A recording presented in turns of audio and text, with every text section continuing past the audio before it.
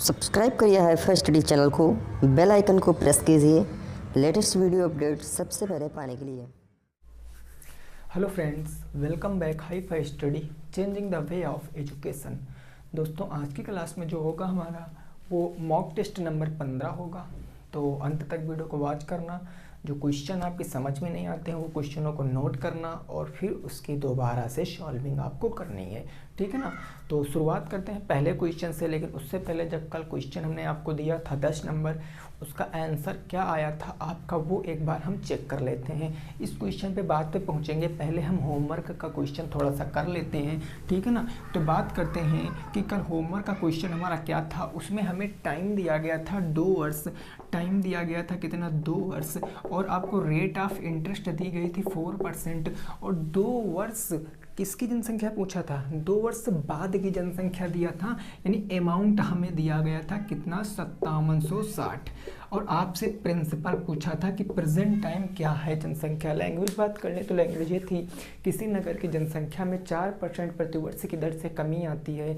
यदि वर्तमान जनसंख्या 5760 है तो 2 वर्ष पहले की जनसंख्या आपको पूछे था। तो वर्तमान जनसंख्या का मतलब क्या होता है कि घट कर आई है, और आपको 2 वर्ष पहले की जनसंख्या बताना है, मतलब ये अमाउंट दिया। तो इस केस में हम क्या करते थे, ऐसे क्वेश्चन मैंने होम आपको कराए थे। तो इसका आंसर क्या था जरा आप फटाफट देखो। A बराबर P हमने बताया था जब रेट में घटता है तो 1 माइनस के R/100 की पावर T। जब घटेगा, अवमूलन, घटना हमेशा घटना नहीं लिखा रहता क्वेश्चन में कभी भी अवमूल्यन दर लिखा रहेगा, तो अवमूल्यन का मतलब भी कि होता है घटना। तो जहाँ प्लस था वहाँ माइनस करना था बस आपको। अब अमाउंट के स्थान पर आप 5760 रख देते, 5760 प्रिंसिपल का स्थान, प्रिंसिपल 1 माइनस रेट कितनी थी 4/100 हो जाएगा भैया। तो ये हो जाता 4/100, 4/100 इसकी पावर 2 हो जाती। जब इसको आप सॉल्व करते तो 5760 बराबर के P इंटू 4 एकम 4 दूनी 8, 4 पंचे 20, 25 एकम 25 24/25, यानी ये आ जाता 24/25 इंटू आता 24/25, और ये आपका 2 बार इसलिए लिखा क्योंकि टाइम आपका 2 वर्ष था। अब इन दोनों गुणों को इधर भेज देते तो प्रिंसिपल आपका कितना निकल कर आ जाता भाई। देखो ये 5760 हमारा ऐसे था, 5760 इंटू अब ये 24/25 इधर भेजोगे तो 25/24 आ जाएगा, यानी ये आ जाता 25/24 और ये आ जाता आपका 25/24, ठीक है ना। अब आपको पता 24 का स्क्वायर कितना होता है 576 होता है। तो 24 का स्क्वायर 576 से 10 बार में कट गया। 25 संयम कितना होता है भाई, 25 संयम कितना होता है 625, सॉरी ये कितना आ गया 25 से कम 25, 25 से 1 24/25, ठीक है 25 25 25 576, 25 का स्क्वायर 625 होता है। तो 625 का जब आप 10 से गुणा करते तो कितना आ जाता, 625 का अगर 10 से गुणा करते तो 6250 आपका राइट उत्तर आता। 6250 आपका राइट उत्तर आता। क्या आपका ये उत्तर सही था? क्या आपका ये उत्तर सही था? एक बार जल्दी से कमेंट करके बताओ, तब तक मैं देख लेता हूँ आपको दिख रहा है कि नहीं, है ना। तब तक मैं देख लेता हूँ आपको दिख रहा है कि नहीं। ठीक है भाई, चलो क्लियर बात, ये उत्तर आपका आ रहा था ना, ठीक है। अब देखो आज के क्वेश्चन पे बात करते हैं। आज का क्वेश्चन नंबर 1 जरा पढ़ो और बताओ क्या आएगा उत्तर। प्रश्न संख्या 1 आज का क्या कह रही है, जरा इसका उत्तर बताने की कोशिश करो। बढ़िया क्वेश्चन है, सिंपल इंटरेस्ट का क्वेश्चन है ना। ये क्वेश्चन कह रहा है किसी धन का साधारण ब्याज उस धन का 4/25 है। यदि rate of interest and time आपका इक्वल है तो आपसे रेट पूछे हैं। ऐसा प्रश्न मैंने कराया था, 2 प्रश्न ऐसे कराए थे जब मैं चैप्टर पढ़ा रहा था। तो इस प्रश्न को हम कैसे लगाएंगे भाई, हमने बताया जब भी कभी आपको धन न पता हो तो हमेशा आप धन को कितना मानोगे, हमेशा 100 मानोगे। तो हम मान लेते हैं कि माना हमारा धन कितना था, वो 100 रुपये था, ऐसा हमने मान लिया हमारा धन 100 रुपये था। अब क्वेश्चन कह रहा है कि रेट ऑफ इंटरेस्ट और क्या है आपका दर बराबर था। एक बात जरा यहाँ पर देखो, आप 100 धन माने हो तो आपको थोड़ा सा काम करना पड़ेगा। यहाँ पर ये जो 4/25 लिखा है ना, 4/25 लिखा है, 4/25। आप डायरेक्ट इससे भी सॉल्व कर सकते हो, लेकिन मैं आपको बताता हूँ अगर आप 100 मानोगे तो आप कैसे लगाओगे। भाई देखो, कह रहा साधारण ब्याज उस धन का, किस धन का, धन मतलब नीचे वाला, साधारण ब्याज कितना है 4 है, यानी ये 4 आपका सिंपल इंटरेस्ट है और ये 25 क्या है आपका प्रिंसिपल है। तो अगर आप 100 मानकर लगाओगे तो आप कंपेयर करोगे 25 से कितने टाइम है, 4 टाइम है, 4 टाइम है ना, 25 चौके 100, तो साधारण ब्याज भी कितना हो जाएगा 4 टाइम, यानी सिंपल इंटरेस्ट 16 हो जाएगा। अगर आप 100 मानकर लगाओगे तब, या फिर आप डायरेक्ट रेट मानकर लगाओगे तब भी आपका निकल कर आएगा, या जहाँ से 4/25 जो फ्रैक्शन दिया गया इससे भी आपका उत्तर आ जाएगा। मैं दोनों आपको बता दूंगा, कोई दिक्कत वाली बात नहीं है। भाई देखो, अब यहाँ से हमें धन मानने की जरूरत नहीं पड़ेगी, मानोगे तो भी आंसर आएगा, अभी मैं बताऊँगा।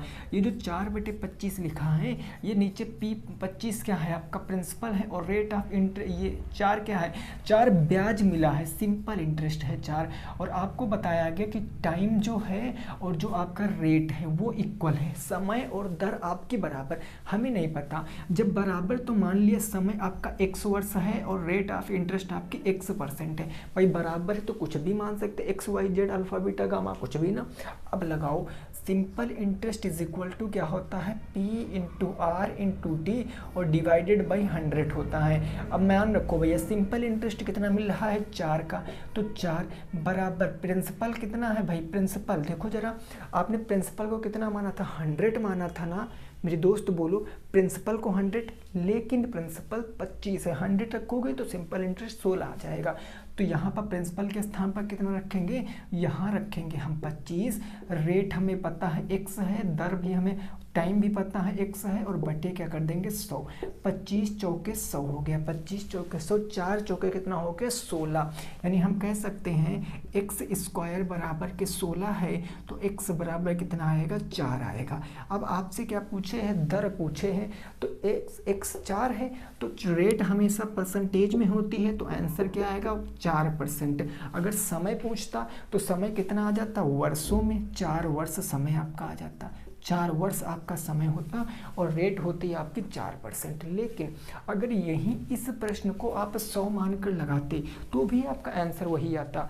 जरा देखो कैसे, भाई 4/25 था, मूलधन को आपने 100 माना, तो 100 मूलधन को माना 25 का कितने गुना, 4 गुना, तो ब्याज भी 4 ना होकर इसका 4 गुना 16 हो जाता। अब देखो 16 बराबर मूलधन आपने 100 माना, रेट पता नहीं है, दर दोनों को x मान लिया, रेट और टाइम को, बटे 100 से काटा, तो 16 बराबर के x², x बराबर के 4, डायरेक्ट वैसे भी आंसर आता। बस समझने का खेल है कि आप चीज़ों को कैसे समझ रहे हो, है ना। जल्दी से आप इस क्वेश्चन को नोट करो, फिर आगे पहुंचते हैं, ठीक है ना मेरे दोस्त। जल्दी से आप इस क्वेश्चन को नोट करो भैया, फिर आगे पहुंचते हैं अगले प्रश्न के ऊपर। यहाँ तक की बात क्लियर है, कोई दिक्कत परेशानी नहीं है ना।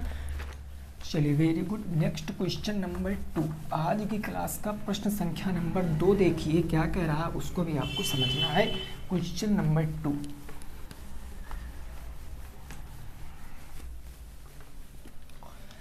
देखो भैया जरा, क्वेश्चन नंबर 2 है, क्वेश्चन नंबर 2 ये कह रहा 9 और 25 का मध्यानुपात बताओ। 9 और 25 का मध्यानुपात आपसे पूछे है, मिड रेशियो आपसे पूछे है, मध्यानुपात क्या होगा जल्दी से बताओ। और याद रखना ऐसा क्वेश्चन बहुत इंपॉर्टेंट क्वेश्चन है भैया, आपके पेपर में एक मध्यानुपात आ सकता है, चांस ज़्यादा है, क्योंकि ये डायरेक्ट फार्मूला बेस होता है, तो ऐसा क्वेश्चन सीधे आएगा आपके पेपर में। देखो तरीका मैंने क्या बताया था, मैंने बताया था केवल 2 मध्यानुपात, एक होता है, एक तृतीयानुपात होता। जब भी कभी क्वेश्चन में आपसे मध्यानुपात पूछेगा तो मध्यानुपात का फार्मूला क्या होता, अंडर रूट के अंदर a इंटू के b, ये होता। और यही आपसे तृतीयानुपात अगर पूछे, तृतीयानुपात, तो तृतीयानुपात का फार्मूला क्या होता है, b² होता। चूंकि आपसे मध्यानुपात पूछे है तो आप देखो यहाँ पर इसको a मानो, इसको b मानो, तो रूट के अंदर 9 इंटू 25। अब इसको आप गुणा कराओ या ना कराओ, आपको गुणा कराओ या ना कराओ, क्योंकि ये एक स्क्वायर रूट वैल्यू हैं, इनका स्क्वायर रूट निकाल सकते हैं। भाई 9 को हम क्या कह सकते हैं, 3 इंटू 3 कह सकते हैं। 25 को क्या कह सकते हैं, 5 इंटू 5। 2 के पेयर बन रहे हैं तो सीधे हम एक इसका बाहर निकाल लेंगे। 3 इंटू 5 और 5 3 15 आपका राइट उत्तर आएगा। कितना आएगा, 15 आपका सही उत्तर आ जाएगा। और इन दो फार्मूलों को तो आप रट डालो, नहीं तो गलत हो जाएगा एग्जाम में। फिर आपको ना लगाना पड़ेगा पूरा बेसिक से, A/B C/D ऐसे करके लगाना पड़ेगा, ठीक है ना। कितना आंसर आ गया भाई, 15 आंसर आ गया। कितना आ गया, 15 आंसर आ गया। ये बात क्लियर, समझ गए। Question number 2 15। अगला प्रश्न, प्रश्न संख्या 3।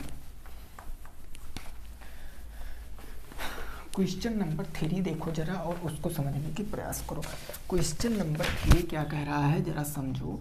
ये कह रहा है मेरे दोस्त आपसे 5 की पावर 1/4, 5 की पावर 1/4 और इंटू है आपका 125 की पावर 0.5 का मान 0.25, 125 की पावर 0.25 इसका मान आपको बताना है। इस क्वेश्चन का मान बताओ, जल्दी से लगाओ इस प्रश्न को, जल्दी से लगाओ, कोशिश करो लगाने की। बिल्कुल सिंपल सा क्वेश्चन है, कोई दिक्कत वाली बात नहीं है, आप डायरेक्ट आंसर बता सकते हो। जल्दी से बताओ भाई। 5 की पावर 1/4, 125 की पावर 0.25, बेस बराबर करो बस। क्योंकि हमें पता है जब बेस बराबर होती हैं तो दो चीज़ें होती हैं। जब बेस बराबर होती हैं तो पावर एक बार तो जुड़ती हैं और एक बार पावर क्या होती हैं, घटती हैं। गुना करने पर पावर प्लस होंगी, भाग करने पर पावर माइनस होंगी, बस इतनी बात होती है घातांक और करड़ी में। तो बात समझो, यहाँ पर 5 तो है, इसको हम 125 के रूप में नहीं तोड़ सकते हैं। भाई 1/4 को मैं क्या लिख सकता हूँ, अगर मैं पॉइंट में बात करूँ तो 1/4 को मैं 0.25 लिख सकता हूँ। भाई एक को अगर आप 1 को 4 से भाग करोगे तो पता दशमलव लगाओगे, 0 4 दूनी 8, 2 बच गया, 0.0 4 पंचे 20। भाई 1/4 को मैं 0.25 लिख सकता हूँ क्योंकि हमने दोनों को पॉइंट में कन्वर्ट कर लिया है ना, ऐसे वाला। अब देखो यहाँ पर गुणे 125 को मैं 5 के रूप में तोड़ूंगा तो 5 की पावर 3 इंटू क्या हो जाएगा 25, इंटू के 25। और ये अब लगाओगे तो 5 की पावर 0.25 गुणे 5 की पावर 25 3 75 0.75 ऐड कर लो भैया तो 5 की पावर 0.25 प्लस के 0.75 सीधा 5 की पावर 1 आ जाएगी। भाई 5 की पावर 1 आ जाएगी और 5 की पावर 1 का मतलब उत्तर कितना आएगा 5। प्रश्न संख्या 3 का उत्तर कितना आएगा 5। ये बिल्कुल करेक्ट उत्तर है, 5 क्या हो जाएगा आपका, बिल्कुल सही उत्तर हो जाएगा। नोट करो, आगे पहुंचते हैं, नोट करो, अगले प्रश्न पे पहुंचते हैं। नेक्स्ट प्रश्न देखते हैं क्या कह रहा है, उसको भी समझने की कोशिश करेंगे। क्वेश्चन नंबर 4, प्रश्न संख्या नंबर 4। ये बात क्लियर, कोई दिक्कत नहीं ना, ठीक है भाई। अगला क्वेश्चन देख लेते हैं हम लोग जल्दी से थोड़ा। देखिए घातांक करणी में पावर में अगर x दिया रहेगा तो आपको बेस भी बराबर करने पड़ेंगे, या फिर आपसे हल करा रहा तभी आपसे लगभग में आपसे बेस बराबर हो जाते हैं, ऐसे क्वेश्चन देता है। क्वेश्चन नंबर 4 कह रहा है किसी धन का सिंपल इंटरेस्ट, किसी धन का SI आपको दिया गया, SI सॉरी एक सेकंड, ये तो क्वेश्चन, अच्छा ठीक है। किसी धन का सिंपल इंटरेस्ट 7 और 10 वर्ष का अंतर, किसी धन का ऐसे लिख ले तो ज़्यादा बेटर रहेगा। कोई धन या किसी धन पर 7 वर्ष और 10 वर्ष, ऐसी लैंग्वेज सही है। 7 और 10 वर्ष का इन साधारण ब्याज का जो अंतर दिया गया है, डिफरेंस बिटवीन 2 सिंपल ईयर्स यानी कि 7 ईयर्स और 10 ईयर्स, इन दोनों के गैप दिया गया आपको, कितना दिया गया 150, गैप दिया गया 150। यदि दर कितनी दी गई भाई 5% हो, यदि दर 5% हो तो आपसे पूछा है मूलधन बताओ, मूलधन बताओ। जो मूलधन होगा वो मूलधन आपको बताना है। मूलधन क्या हो जाएगा, एक बार क्वेश्चन में फिर से पढ़ता हूँ कि जो कोई धन है उसको हम 5% की दर पर देते हैं। एक तो हम 7 साल के लिए देते हैं, एक हम 10 साल के लिए देते हैं, और उन दोनों से जो हमें ब्याज अर्जित होता है उसका अंतर 150 है। तो सिर्फ आपसे जानने की कोशिश कर रहा कि वह मूलधन क्या होगा। बस इसको 100 मानकर लगा दो, 2 बार लगाना पड़ेगा। ये डायरेक्ट अगर आप लगाना चाहते हो ना तो डायरेक्ट लगा सकते हो। 7 पंजे 35, 10 बचे 50, 1000 उत्तर आ जाएगा, क्योंकि 15% की वैल्यू 150, 1% की वैल्यू कितनी 10, 100% की वैल्यू 1000 हो जाएगी। डायरेक्ट भी लगा सकते हो। मैंने आपको जब टेट की मैथ में पढ़ा रहा था तो मैंने आपसे ये भी बताया था कि simple interest is equal to R into T होता है, बस इतना होता है सिंपल इंटरेस्ट, क्योंकि 100 से 100 तो कट ही जाता है। या फिर अब जब आप पूरा मेथड से लगाओ, क्योंकि भैया TLD में पूरा मेथड लगाना पड़ता है, तो आप मान लीजिए, माना प्रिंसिपल कितना है 100, मैंने प्रिंसिपल को 100 माना, तो अगर मैं एक बार 7 साल का ब्याज निकालूं, भाई 7 साल का सिंपल इंटरेस्ट निकालूं, तो हमें पता है ये होगा P into R into T divided by 100, ये होगा ना। और प्रिंसिपल हमने 100 माना है, रेट हमने कितना माना है, रेट हमें दिया गया 5, टाइम है 7 ईयर, और बटे का क्या हो जाएगा 2। देखो 100 से 100 कट गया ना, तो ये कितना आ गया 35, ये 7 साल का 35 आ गया। अब मैं 10 साल का ब्याज निकालूंगा, 10 साल का अगर मैं सिंपल इंटरेस्ट निकालूंगा तो ये होगा P into R into T, और बटे क्या हो जाएगा भैया 100 हो जाएगा। प्रिंसिपल फिर से 100 है, रेट ऑफ इंटरेस्ट 5 है, और टाइम बदल गया 10 हो गया, बटे क्या हो गया 100, ये 100 से 100 खत्म, 10 बचे कितना हो गया 50 हो गया। अब आपको इनका अंतर दिया गया है, इनका अंतर दिया गया, अंतर हमेशा धनात्मक आता है, अंतर कभी ऋणात्मक नहीं आता है। तो यहाँ से अंतर देखो कितने का है 15 का। भाई दोनों 7 साल और 10 साल के ब्याजों में अंतर 15 का है, लेकिन क्वेश्चन कह रहा 15 का ना होकर कितने का अंतर है 150 का अंतर है, यानी 15 किसके बराबर 150 के बराबर। तो 1 किसके बराबर होगा 1 10 के बराबर होगा। आपसे पूछे है कि वह धन आपने कितना माना 100, 1 की वैल्यू अगर 10 है तो 100 की वैल्यू 100 इंटू 10 यानी 1000 आपका सही जवाब। वह धन कितना रहा होगा 1000 रहा होगा। भैया नोट करो, आगे पहुंचते हैं। वह धन कितना रहा होगा 1000 रहा होगा। यही आपके प्रश्न का जवाब है। क्या आप इस बात को समझ पाए हो? क्या आप इस बात को समझ पाए हो? कितना आएगा भैया 1000 आ जाएगा। ओके, क्लियर हो गया। आगे पहुंचे भैया। प्रश्न संख्या नंबर 5। यहाँ तक की बात सबको समझ आ गई होगी। बिल्कुल सिंपल से क्वेश्चन थे और सिंपल क्वेश्चन ही आएंगे, आपको डरना बिल्कुल नहीं है, ठीक है ना। हर एक क्वेश्चन मैं आपको बताऊंगा, किसी भी चैप्टर का क्वेश्चन हो आप लगा कर आओगे। क्वेश्चन नंबर 5, प्रश्न संख्या 5 कह रहा है, ये कह रहा 17:19 के प्रत्येक पद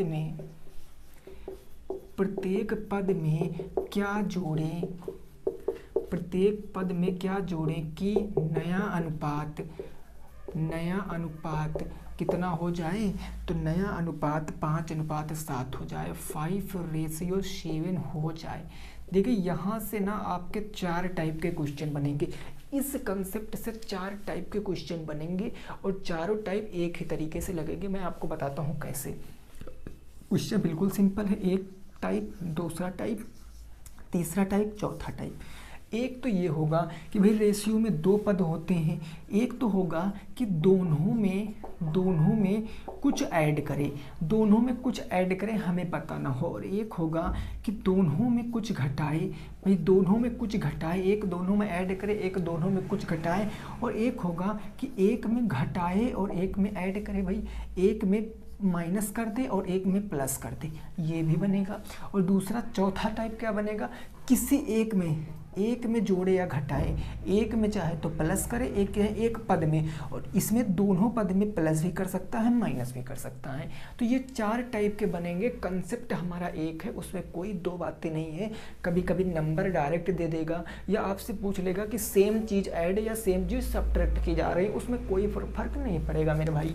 जरा आओ इधर देखो भाई, हमारा अनुपात कितना था 17:19।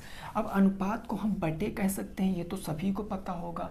तो 17:19 था वहाँ, लेकिन कहा प्रत्येक पद में क्या जोड़े हमें नहीं पता। हमने मान लिया भैया x जोड़े, हमने दोनों स्थानों पर x ऐड कर लिया, x और x। और अब अनुपात कितना हो जाए, तो 5:7 हो जाए, बन गया क्वेश्चन। घटाने की बात करता तो माइनस कर देते, ऊपर वाले में जोड़ने नीचे वाले में घटाने की बात करता तो ऊपर प्लस नीचे माइनस, ऊपर घटाना नीचे प्लस तो ऊपर माइनस नीचे प्लस।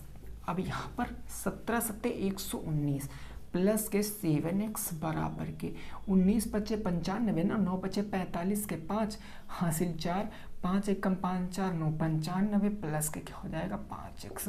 x वालों को एक तरफ ले आओ, 7x माइनस के क्या आ जाएगा 5x और बराबर। अब आपका यहाँ क्या बचेगा भाई, जरा चीज़ों को समझने की देरी है आपसे। देखो क्या बचेगा यहाँ पर भैया 119 प्लस से उधर ले जाएंगे तो माइनस में 95 माइनस के 119 है ना, तो यहाँ बचेगा 2x। यहाँ कितना बचेगा 2x बराबर के 95 5 100 और 19 इधर, 19 और 5 कितना होता है 24, 19 5 कितना होता है 24 होता है माइनस के, तो x बराबर कितना आएगा माइनस के 24 बटे के 2, 2 से ख़त्म माइनस के 12, माइनस के 12 आपका क्या आएगा उत्तर आएगा। इस बात से सहमत हो कि नहीं हो, माइनस के 12 क्या आएगा आपका उत्तर आएगा। अब जरा आप उत्तर की जांच करना चाहते हो तो कर सकते हो कि 17 बटे 19 था, 17 बटे 19 था, आपको ऐड करना है यहाँ भी माइनस के 12 और यहाँ भी ऐड करना है माइनस के 12, तो अनुपात 5:7 हो जाए। तो आपको पता है ब्रैकेट के बाहर प्लस है तो अंदर के चिन्ह नहीं बदलेंगे, तो ये हो जाएगा माइनस के 12, ये 19 हो जाएगा माइनस के 12, तो ऊपर 5 नीचे 7, 5:7 और यही आपका आना चाहिए था, यही आ भी रहा। तो कहने का इतना मतलब -12 हमारा बिल्कुल करेक्ट उत्तर है। नोट कर सकते हो, आगे पहुँचते हैं, इसको नोट करिए फिर आगे पहुँचते हैं। अगला प्रश्न संख्या 6 देखते हैं क्या कह रहा, उसको भी हम समझते हैं, है ना। प्रश्न संख्या 6 क्या कह रहा है उसको भी हम लोग समझते हैं। आज हमने सिंपल इंटरेस्ट से आपके 3 क्वेश्चन लिए हैं, जिसमें 2 सिंपल इंटरेस्ट का है और 1 सिंपल इंटरेस्ट से कंपाउंड इंटरेस्ट में आपको कूदना है, ठीक है ना। 3 क्वेश्चन लिए हैं, तो आपको बेहद अच्छे तरीके से पता होना चाहिए कि थोड़ा सा कैलकुलेशन बेस्ड हो जाते हैं क्वेश्चन कभी कभी, लेकिन कोई दिक्कत नहीं, हमें सारे क्वेश्चन लगाना है। क्वेश्चन नंबर 6 कह रहा है एक धन 10% की दर से 2 वर्षों में, एक वर्ष 10% की दर से 2 वर्षों का सिंपल इंटरेस्ट 100 है। सिंपल इंटरेस्ट कितना भैया 100 है। तो उसी दर पर, सेम रेट पर, उसी दर पर, उसी समय के लिए, उसी दर पर, उसी समय के लिए, उसी दर पर, उसी समय के लिए चक्रवृद्धि ब्याज आपसे पूछिए, समय के लिए कंपाउंड इंटरेस्ट की गणना करो, कंपाउंड इंटरेस्ट बताओ। ये क्वेश्चन जानने की कोशिश कर रहा। क्वेश्चन बस इतना सा है कि कोई धन है 10% की दर पर 2 वर्षों का साधारण ब्याज जो है वो 100 रुपये है। आपसे पूछे वही दर रहेगी, समय भी वही रहेगा, लेकिन अब आपको कैलकुलेट करके क्या बताना, कंपाउंड इंटरेस्ट चक्रवृद्धि ब्याज बताना है कैलकुलेट करके। तो जरा देखो, आपको जब तक धन नहीं पता होगा तब तक आप एक्चुअल कंपाउंड इंटरेस्ट की गणना नहीं कर सकते हो। आपको सबसे पहले तो धन निकालना पड़ेगा, तो धन हम निकालेंगे सिंपल इंटरेस्ट से, क्योंकि हमें सिंपल इंटरेस्ट दिया गया है। इतनी बात क्लियर हो गई ना। तो हमें पता है कि अगर मैं यहाँ पर धन मान लेता हूँ, माना मेरा प्रिंसिपल क्या है 100 है, अगर प्रिंसिपल 100 है तो हमारा सिंपल इंटरेस्ट कितना होगा, सिंपल इंटरेस्ट निकाल लेते हैं कितने साल का, 2 साल का। तो प्रिंसिपल इंटू के रेट कितनी है 10% इंटू के टाइम है 2 वर्ष और बटे क्या हो जाएगा 100 हो जाएगा।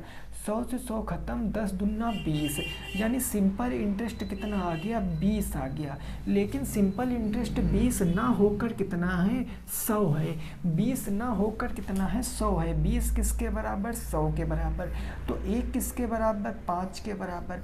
अगर 1 5 के बराबर तो हमारा प्रिंसिपल कितना हो जाएगा, प्रिंसिपल प्रिंसिपल 100 ना होकर 100 का 5 गुना यानी 500 हो जाएगा। प्रिंसिपल कितना हो जाएगा 500।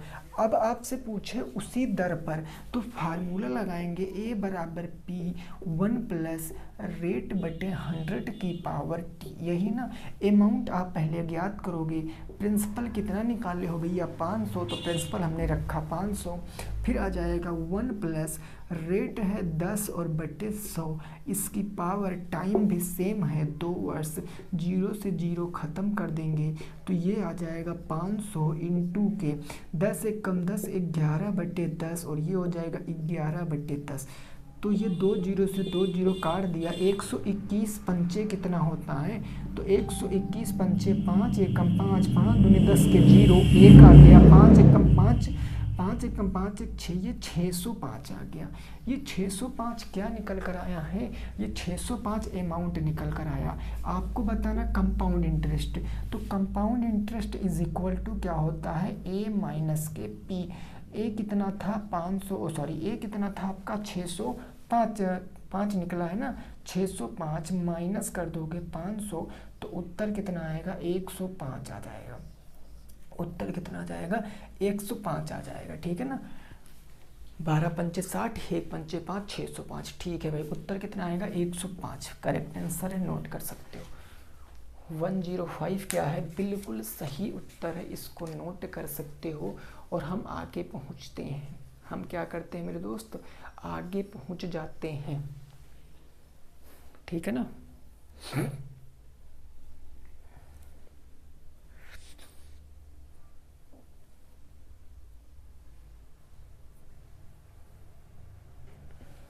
क्लियर बात हो गई। चलिए आगे देखते हैं अगला प्रश्न। अगला प्रश्न क्या है जरा उसको भी समझते हैं हम लोग। अगला प्रश्न, प्रश्न संख्या 7। ये बात बिल्कुल क्लियर हो गई ना, इतना ही उत्तर आ रहा था सभी का। चलो भैया क्वेश्चन नंबर देखेंगे 7। क्वेश्चन नंबर 7 क्या है जरा ये समझ लेते हैं। तो यह क्वेश्चन कह रहा है एक घनाभ की विमाओं का अनुपात, एक घनाभ की विमाओं का अनुपात आपको दिया गया है। विमाओं का अनुपात आपको दिया है, कितना दिया है तो जरा देखो, दिया है 2 3 4, 2:3:4 है। यदि आयतन वैल्यूम आपको दिया है, आयतन दिया है और कितना आयतन दिया है, वो दिया है भैया 3000 सेंटीमीटर क्यूब। 3000 सेंटीमीटर क्यूब हो तो पूछे है संपूर्ण पृष्ठ बताओ। संपूर्ण पृष्ठ आपसे पूछे है, संपूर्ण पृष्ठ बताओ। ये बढ़िया क्वेश्चन है, सिंपल क्वेश्चन लेकिन लेंथी क्वेश्चन है, टाइम टेकन क्वेश्चन है, तो इसके ऊपर आप स्टार बना के लगाओ, ठीक है ना। है सिंपल क्वेश्चन लेकिन आपका टाइम टेकन क्वेश्चन है, तो एक बार आप इसको फटाफट तरीके से लगा के बताओ। एक बार जल्दी से आप इसको लगा के बताओ, कोशिश करो, देखो भैया कितना आएगा उत्तर, है ना। जल्दी से भैया बताओ।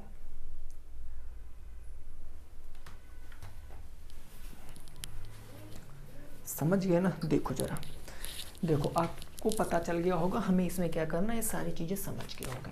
भाई हमें जरा ये बताओ कि हमारी विमाएं जब तक नहीं पता चलेंगी तब तक हम संपूर्ण पृष्ठ पे कैसे पहुंच सकते हैं।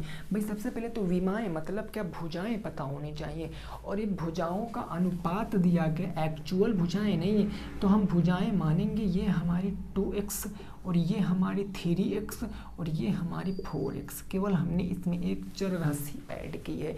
तो अब हम ज्ञात कर सकते हैं कि घनाभ की विमाएं क्या हैं। अगर हमें घनाभ का आयतन दिया है, घनाभ का हमें आयतन दिया है, कितना दिया है तो जरा देख कर बताओ, 3000 दिया है।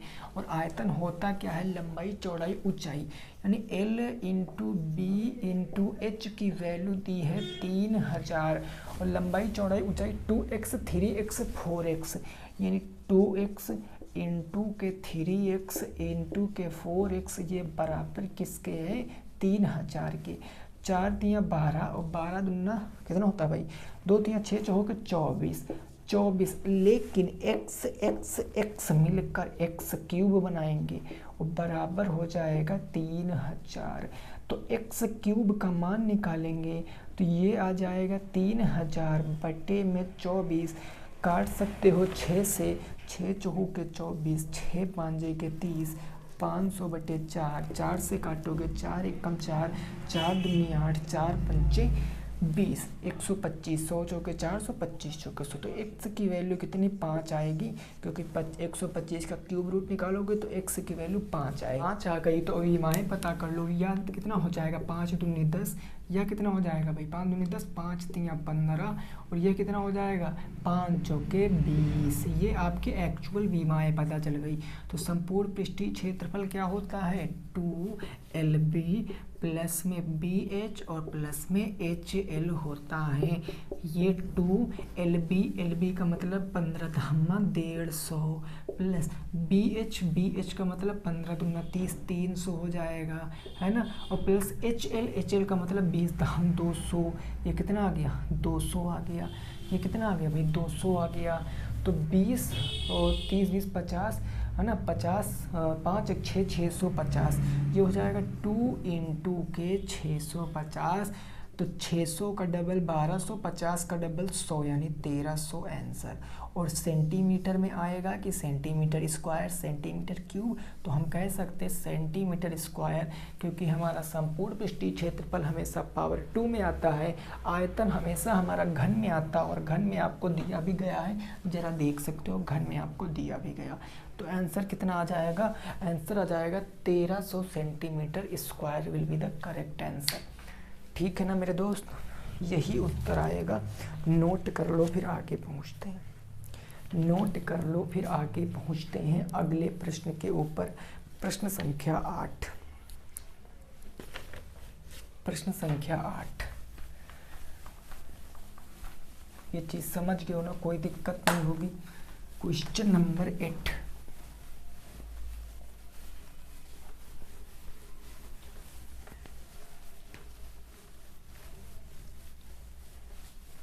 देखो भाई अगला क्वेश्चन, क्वेश्चन संख्या 8 क्या कह रहा है, जरा इसको समझो। ये क्वेश्चन क्या कह रहा है, ये कह रहा 22 सेंटीमीटर त्रिज्या वाले, 22 सेंटीमीटर त्रिज्या वाले वृत्त जिसका कोण कितना दिया गया है भाई 120 डिग्री है, 120 डिग्री है।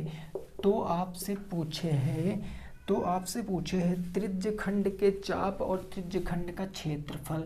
आपसे पूछे है त्रिज्यखंड के चाप की लंबाई, त्रिज्यखंड के चाप की लेंथ और त्रिज्यखंड का क्षेत्रफल आपसे पूछे है। त्रिज्यखंड का क्षेत्रफल, दो चीज़ें आपसे पूछे हैं, क्षेत्रफल ये आपसे पूछे हैं। ठीक है, लैंग्वेज में कंफ्यूज ना होना। अगर यहाँ पर लैंग्वेज ऐसे, देखिए क्वेश्चन आपके बुक में है डिट्टो ऐसी लैंग्वेज है, इस लैंग्वेज में मैंने ज़रा से भी छेड़खानी नहीं की है, लेकिन क्वेश्चन की लैंग्वेज में थोड़ा सा कन्फ्यूजन हो सकता है। जिसका कोण जहाँ लिखा है यहाँ पर हो जाता है कि त्रिज्यखंड का कोण 120 डिग्री है, तब क्वेश्चन ज़्यादा बेहतर बनता। लेकिन कोई नहीं, हम इसमें चित्र बना लेंगे, हमारी समझ में आ जाएगा। अगर हम यहाँ से एक चित्र बनाते हैं जिसकी रेडियस हमें दी गई है, कितनी है 22, ये 22 है और ये भी 22 हो जाएगा भैया। रेडियस कहाँ कितनी भी खींच दो वो 22 ही रहने वाली है।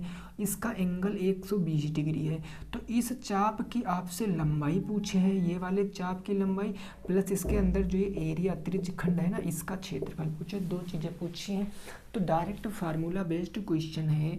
हमें पता है वृत्त के त्रिज्यखंड के चाप की लंबाई क्या होती है। वृत्त के त्रिज्यखंड की चाप की अगर मैं लंबाई बताऊं तो जो परिधि होती है उसमें θ/360 से गुणा कर देते हैं। 2πr into θ/360। तो यहाँ से निकालेंगे 2 × 22 बटे हो जाएगा 7। रेडियस हो गई 22 इंटू θ/360, 120/360। 12 × 36, यहाँ कितना आ गया 1/3 आ गया, 1/3 आ गया। कोई दिक्कत नहीं, कटेगा तो है नहीं भैया, कोई नहीं। हम यहाँ पर क्या कर सकते हैं, 22 दूना 44 या 22 का स्क्वायर सीधा निकाल लीजिए। तो 2 इंटू 2 का स्क्वायर 4 हो गया, है ना। 2 दूनी 4 और 4 दूनी कितना हो गया 8, 2 का स्क्वायर 4। 484 का अगर डबल करोगे तो आपको पता है 2 चौके कितना 8, 8 दूनी 16। भाई देखो यहाँ पर या एक स्टेप लिख भी सकते हो, नीचे 7 तियाँ कितना हो जाएगा 21 हो जाएगा, है ना। अब हम क्या कर सकते हैं, ऊपर 2 चौके 8 और 2 अट्ठी 16, 2 चौके कितना होंगे 8, 2 अट्ठी 16 का 6, 1 2 चौके 8 एक 968 डिवाइडेड बाई 21 हो गया। अब आप समझोगे यहाँ पर किससे कटेगा, तो वो चीज़ आप देखो भैया, यहाँ से 21 पंजे कितना होता है 105 होता है। 21 दून 42, 21 तियाँ 63, 21 चौके 84, 21 चौके 84 कितना बच गया 84, 2 86, 10 96, 12 बच गया 128 हो गया। 128 21 से कितनी बार जाएगा 6 दूनी 12 और 6 एक कम 6, ये 6 बार चला जाएगा तो 46 पॉइंट कुछ आएगा, 46 दशमलव कुछ आएगा। आगे की संख्या आप 1 2 जो भी होगी ज्ञात कर लेंगे, 46 दशमलव कुछ आएगा। ये तो हो गया त्रिज्यखंड का चाप की लंबाई। लेकिन वहीं मैं आपसे पूछूं कि त्रिज्यखंड का क्षेत्रफल क्या होता है, त्रिज्यखंड के क्षेत्रफल क्या होता है, तो जो वृत्त का क्षेत्रफल होता है उसमें थीटा बटे 360 से इंटू करा देते हैं बस। तो पाई आर 22 इंटू के 22 बटे 7 441 22 का स्क्वायर सीधा हम डायरेक्ट कितना रख सकते हैं भाई, आर है ना, आर रेडियस कितनी 12, आर स्क्वायर यानी 484 यही ना, और इंटू थीटा बटे 360 के स्थान पर हम 12 तियाँ 36 1 बटे 3 रख सकते हैं, 1 बटे 3 रख सकते हैं। 8 4 12 4 16 ये कटेगा तो है नहीं। तो जब इसको सॉल्व करोगे तो आपको क्या पता चल जाएगा, त्रिज्यखंड का क्षेत्रफल और ये त्रिज्यखंड के जो चाप की लंबाई थी वो पता चल गई, 46 पॉइंट कुछ आएगा, 46 पॉइंट कुछ आएगा। आप सॉल्व करके जल्दी से बताओ क्या आएगा उत्तर, ठीक है ना, सॉल्व करके जल्दी से बताओ। बहरहाल इसको आप सॉल्व करोगे तो मैंने तो करके देख लिया भैया, 507.0 के कितना कुछ आएगा 507। अगर एग्जैक्ट डाटा की बात करें तो 507 आएगा, ठीक है ना। मैंने इसको कैलकुलेट कर लिया है, मैंने बता दिया ताकि आप जब इसकी कैलकुलेशन करो तो उत्तर अपना मिला पाओ, 507 कुछ आएगा, ठीक है ना। इतनी बात समझ गए, नोट करो, आगे पहुँचते हैं, नोट करो फिर आगे पहुँचते हैं अगले प्रश्न पे। अगला प्रश्न क्या कह रहा है उसको समझना है आपको। क्वेश्चन नंबर 9, क्वेश्चन नंबर 9 यहाँ तक की बात क्लियर। चलो वेरी गुड, अगला प्रश्न क्वेश्चन संख्या 9 देखो क्या कह रहा है उसको समझो जरा। प्रश्न संख्या 9,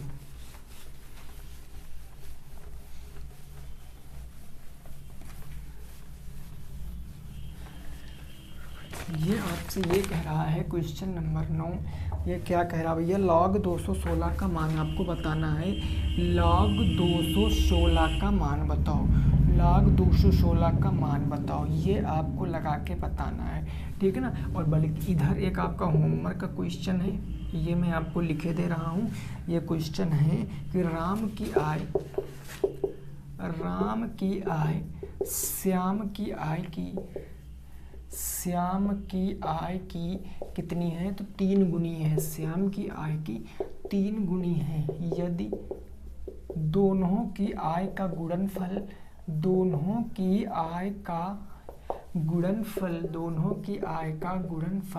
आपको दिया गया है 2700, दोनों की आय का गुणनफल 2700 हो तो आपसे पूछे है कि राम की आय क्या थी, राम की आय क्या है, ये आपसे पूछे राम की आय क्या है, राम की आय क्या है। ये क्वेश्चन का जवाब आपको कमेंट बॉक्स में देना है।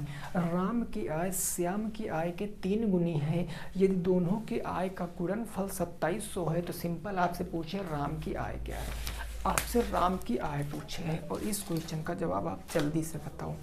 इस क्वेश्चन को आप समझ गए होंगे हमें कैसे करना है। भाई 216 को हम क्या कह सकते हैं बताओ जरा, 6 चाह के 36 छक्का 216 कह सकते हैं ना। 6 चाहे के 36 छक्का 216 कह सकते हैं, बिल्कुल कह सकते हैं। तो हम इसको कैसे सॉल्व करेंगे, तरीका आपको पता है कि log 216 को क्या कह सकते हैं, 6 चाहे के 36 छक्का 216, 6 की पावर 3 कह सकते हैं। और 3 निकल कर कहाँ आ जाएगा, आगे निकल कर आ जाएगा। तो नेक्स्ट स्टेप हमारा क्या रहेगा कि 3 और log क्या हो जाएगा 6। अब अगर आपको log 6 की वैल्यू पता है तब तो ठीक है, नहीं पता है तो अब आपका स्टेप क्या होगा भाई, 3 को हमने एज इट इज़ लिखा, हमने ब्रेकेट लगाया, और log 6 को हम क्या कह सकते हैं, log 6 को मैं 2 × 3 कह सकता हूँ, क्योंकि हमें 2 और 3 की वैल्यू पता है और ये हमने ब्रेकेट लगा लिया। तो अब नेक्स्ट स्टेप क्या होगा भैया, 3 तो हमारा एज इट इज़ चलेगा, और ये log 2 + log 3 हो जाएगा, log 2 और प्लस क्या हो जाएगा, log 3 हो जाएगा। इतनी बात में किसी को कोई दिक्कत नहीं होगी। अब क्वेश्चन बिल्कुल सिंपल बन गया, वैल्यू रखकर केवल इतने में सॉल्व करना है बस, वैल्यू रखकर केवल इतने में सॉल्व करना है बस। तो देखो भैया 3 ऐसे रहेगा, log 2 की वैल्यू कितनी होती है 0.3010 प्लस में, log 2 की वैल्यू 0.3010 और log 3 की वैल्यू कितनी होती है 0.4771। ठीक है ना, इसको आप कहोगे 3 और ये इंटू आ जाएगा, तो 0 में 1 जोड़ोगे तो 1 और 7 कितना हो गया 8 हो गया, 7 में 0 जोड़ोगे तो 7 ही रहेगा, 3 में 4 जोड़ोगे तो 7 आ जाएगा, 0.7781। ये इतनी बात क्लियर, मल्टीप्लाई कराओ भैया, 3 एक कम 3 हो जाएगा, 3 अट्ठे 24 के 4, 2 3 सत्ते 21, 21 22 23 के 3 हासिल कितना आ गया 2, 3 सत्ते 21, 21 2 23, ये हो गया 23, 2.3343 आपका राइट आंसर, 2.3343 आपका राइट आंसर है। इस प्रश्न का जवाब कमेंट में देना। फिर से मैं बता दूं, राम की आय श्याम की आय के 3 गुनी है, यदि दोनों के आय का गुणनफल 2700 है तो राम की आय आपको पूछा है, आय बताना आपको, ठीक है ना। और आज अगर वीडियो आपको पसंद आई है भैया, आज क्या मतलब जब भी पसंद आती है तब आप लाइक कर दिया करो, वीडियो को शेयर कर दिया करो और सब्सक्राइब कर दिया करो, ठीक है ना। इतनी बात बिल्कुल क्लियर। तो ठीक है, नेक्स्ट में हमारा जो होगा वो मॉक टेस्ट नंबर 16 होगा। तो मिलेंगे नेक्स्ट क्लास में, सभी साथी रखेंगे अपना ख्याल। जय हिंद, जय भारत और वंदे मातरम।